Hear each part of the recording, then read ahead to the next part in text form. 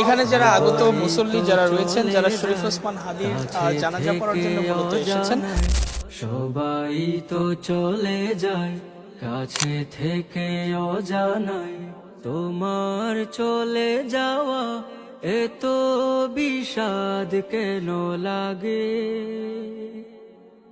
হাজার লাশের ভিড় তোমার দেহটা কেন এত মায়া মায়া লাগে? তুমি ছিলে প্রিয়জন, তুমি আপনজন, তোমায় হারিয়ে লাগে বড় একা। সাকাল্লাহু সারাকা وجعل الجنة مسواك، سقى الله سارك وجعل الجنة مسواك.